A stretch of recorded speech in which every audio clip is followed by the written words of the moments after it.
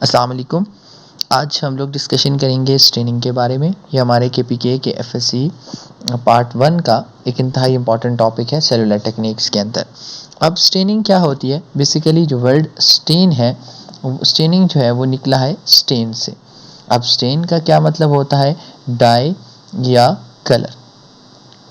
ठीक है, ज़रा सी हम इसकी डेफिनेशन के बारे में डिस्कशन कर लेते हैं कि स्टेनिंग बेसिकली एक ऐसी टेक्निक है जिसमें डिफरेंट सेल्स या सेलुलर कंपोनेंट्स को, जो कि नॉर्मली ट्रांसपेरेंट होते हैं यानी शफाफ होते हैं, उनको हम इमर्स करते हैं। इमर्स का मतलब ये हुआ कि पास आउट कर रहे हैं किसके अंदर से? एक या एक से ज़्यादा स्टेन्स के अंदर से। क्यों? क्योंकि उनके अंदर जो ऑर्गेनेलीज हैं उनको हम क्लियरली विजिबल कर सकें। किसके लिए? माइक्रोस्कोपिक स्टडी के लिए। इस डेफिनेशन को मैं आसान समरी में यहाँ पे बयान करूँ तो इसका मतलब क्या हुआ? हमारे पास एक ये सेल था जो बेसिकली ट्रांसपेरेंट था, ठीक है, और आपके पास क्या हुआ? इस सेल को हमने एक डाई से पास किया, उसके बाद क्या जो है हमने एक और डाई से इसको पास किया, यानी दो कलर से इसको पास आउट किया या इसको इमर्स कर दिया इन दो कलर्स के अंदर। रिजल्ट में क्या हुआ? इसके अंदर डिफरेंट ऑर्गेनेलीज ने डिफरेंट किस्म्स के स्टेन्स को अपने पास रिटेन कर लिया। अब आप देख सकते हैं इस तरीके से रिटेन कर लिया। अब इसकी ऑर्गेनेलीज जो है वो डिफ्रेंशिएटेड हो गई। ये आपके पास एक सेल से रिलेटेड थी। अगर मैं ये कहता हूँ हमारे पास क्या हुआ? डिफरेंट किस्म्स के टिश्यूज़ के अंदर सेल्स थे, हमने इन सेल्स को पास आउट किया डिफरेंट डाइज से।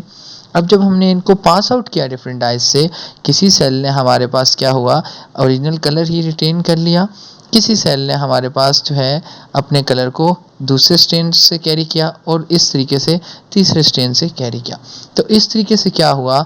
हम लोगों ने एक स्ट्रेन की मदद से आपके पास जो है वो सेल्स को डिफ्रेंशिएट किया। और यहाँ पहली कैटेगरीज में मैंने क्या क्या कहा कि हमने किस चीज़ को डिफ्रेंशिएट कर लिया? आपके पास डिफरेंट ऑर्गेनेलीज को। तो ये आपके पास एक जो प्रॉपर मतलब होता है स्टेनिंग का, यानी स्टेन का मतलब कलर, और ऐसी टेक्निक जिसमें हम लोग कलर कर रहे हों सेल्स को, क्यों? माइक्रोस्कोपिक स्टडी के लिए, उस कंडीशन को क्या कहते हैं? स्टेनिंग कहते हैं।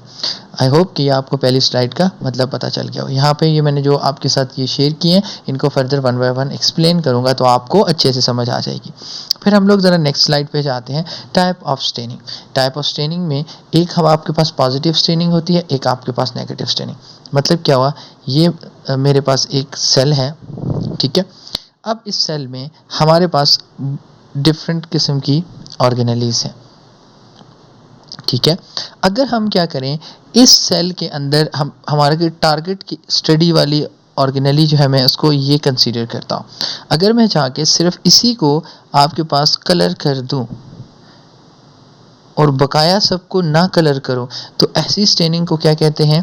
Positive staining. यानी मैंने सिर्फ अपने टारगेट ऑर्गेनेली को या टारगेट सेल को ही स्टेन किया है, इसे हम लोग क्या कहेंगे? Positive staining. अगर इन अदर केस हमारे पास इस तरीके से एक सेल मौजूद है और उस सेल में हम क्या करते हैं कि हमारे पास इस तरीके से ऑर्गेनेलीज मौजूद हैं डिफरेंट टाइप्स की, हम क्या करते हैं, हम बजाय अपनी डिज़ायर ऑर्गेनेली के हम बाकी अगर हम अपनी डिज़ायर ऑर्गेनेली के बाकी तमाम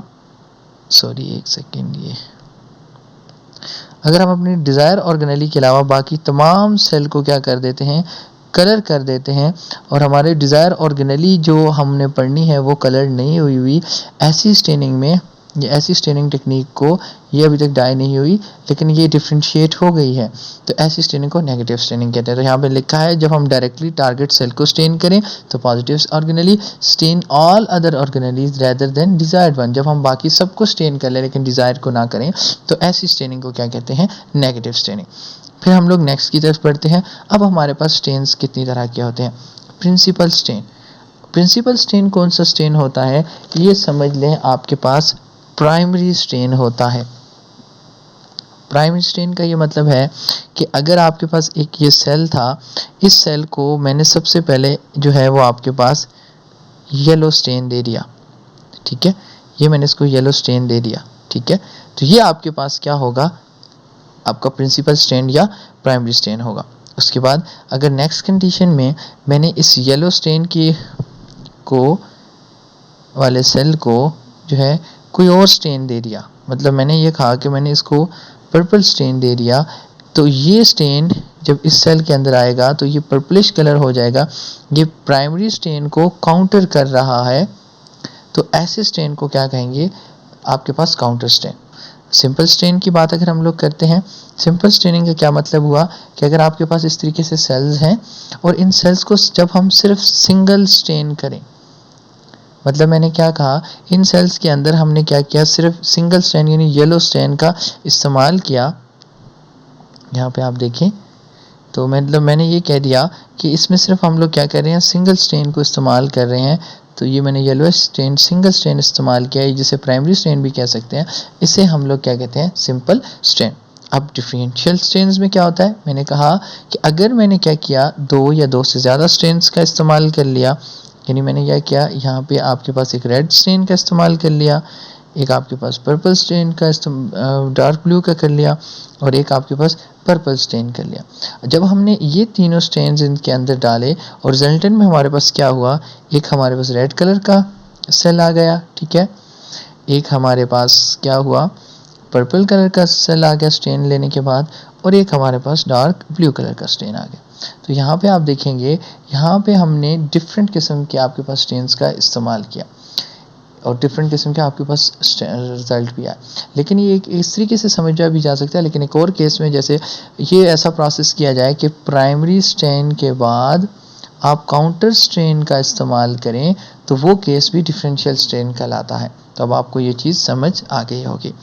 उसके बाद हम लोग ज़रा नेक्स्ट बढ़ते हैं, इन विवो या वाइटल स्टेन, ऐसे स्टेन्स जो हम लोग लिविंग सेल्स के ऊपर भी इस्तेमाल कर सकें, ठीक है, यानी उनको हार्मफुल इफेक्ट ना हो, उनको हम लोग क्या कहते हैं, इन विवो या वाइटल। और इन विट्रो ऐसे होते हैं जो हम लोग लिविंग सेल्स के ऊपर अप्लाई ना कर सके, क्यों, क्योंकि ये उसके लिए टॉक्सिक होते हैं। उसके बाद परमानेंट स्टेन, वर्ड यूज कर रहा है जो आपके पास परमानेंट जो हैं वो रह जाते हैं किसी भी सेल के ऊपर, उसे हम लोग परमानेंट स्टेन कहते हैं। टेम्परेरी वो जो आपके पास कुछ वक्त के लिए माइक्रोस्कोपिक स्टडीज़ के लिए हम लोग किसी माइक्रो ऑर्गेनिज्म को स्टेन कर देते हैं। फिर हम कुछ इंपॉर्टेंट स्टेन्स के बारे में डिस्कस करते हैं जो परमानेंट है। एनालिन ब्लू जो होता है वो ब्लू कलर का होता है और ये फंगल हाइफे और स्पोर्स में इस्तेमाल होता है। बोरस कैरमाइन जो होता है ये पिंक कलर का होता है और ये न्यूक्लियाई के लिए हम लोग इस्तेमाल। ईओसिन पिंक रेड का होता है और ये साइटोप्लाज्म या सेलुलोज के लिए। फिर इसी तरह टेम्परेरी स्टेन्स में एनालिन ब्लू आ गया, ये येलो कलर का होता है। लिग्निन जो आपके पास सेल वाल के अंदर होती है उसको स्टडी करने के लिए। आयोडीन सोल्यूशन ब्लू या ब्लैक होता है, ये स्टार्च को स्टडी करने के लिए हेल्प करता है। तो ये था आज का हमारा लेक्चर। आई होप सो कि आपको इसकी समझ आ गई होगी। शुक्रिया, अस्सलाम वालेकुम।